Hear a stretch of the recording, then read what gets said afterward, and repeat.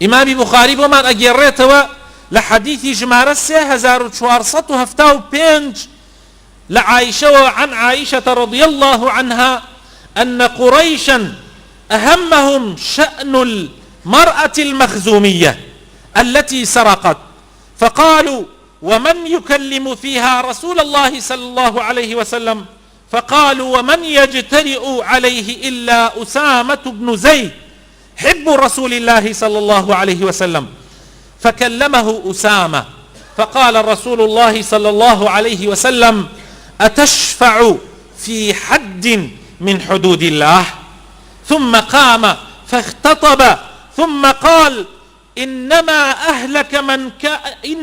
أهلك الذين من قبلكم أنهم كانوا إذا سرق فيهم الضعيف شريف تركوه وإذا سرق فيهم الضعيف أقاموا عليه الحد وأيم الله لو أن فاطمة بنت محمد سرقت لقطعت يدها. لزماني پیغمبر صلى الله عليه وسلم آفرتێکی قڕەیشی لە عەشیرەتی پێغەمبەر صلى الله عليه وسلم دزی کرد لە تیرەی بەنی مەخزوم.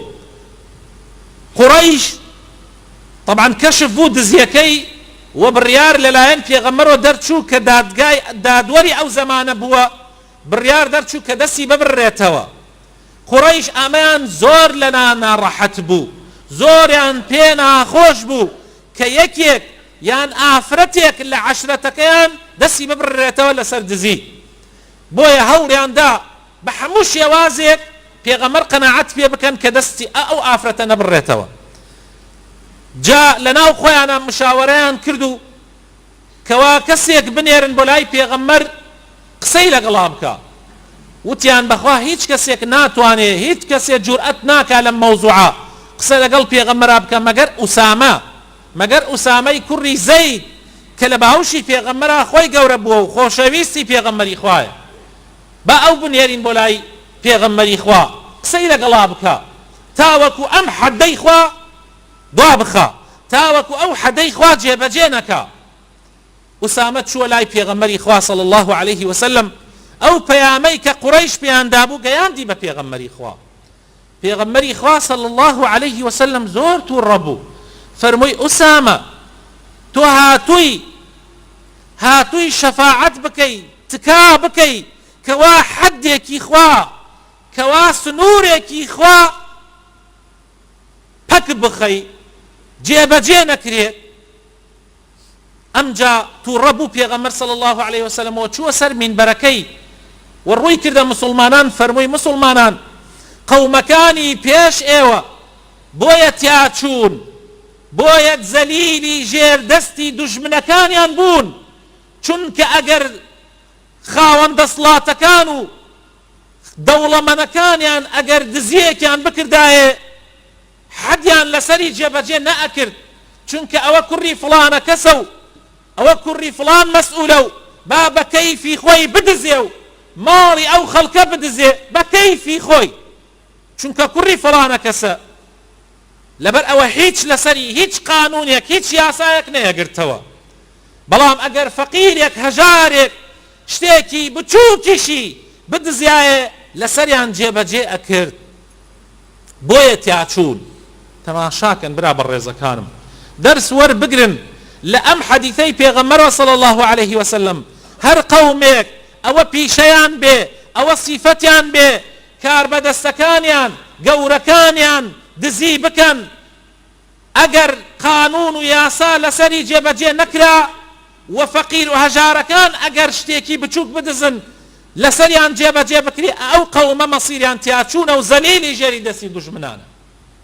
بۆیە پێغەمبەر صلی الله عليه وسلم فەرمووی ئەمە لە لای من جێبەجێ نابێ. واللهی ئەگەر فاتیمەی کچی محەممەد کە خۆشەویستترین پێغەمبەری خوا صلی الله عليه وسلم لەو کاتە تەنها فاتیمەی مابوو، هەموو مناڵەکانی وەفاتیان کردبوو. ئەگەر فاتیمەی کچی محەممەد دزی بکە ئەبێ دەستی ببڕمەوە، ئەبێ حەدی خوای لەسەر جێبەجێ بکەم. لەبەر ئەوە ئیتر کەس قسە نەکا و کۆتایی پێبێ.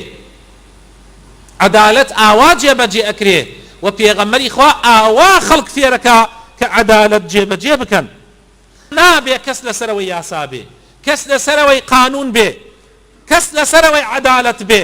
کوڕی هەر مەسئولێک، برای هەر مەسئولێک، خزمی هەر مەسئولێک ئەگەر نابەجێی بکاو، ئەگەر شتێکی غەڵەت بکە، ئەبێ قانون و یاسا لەسەری جێبەجێ بکرێ. ئاوایە ئیسلام، ئاوایە پێغەمبەری خوا صلی الله عليه وسلم.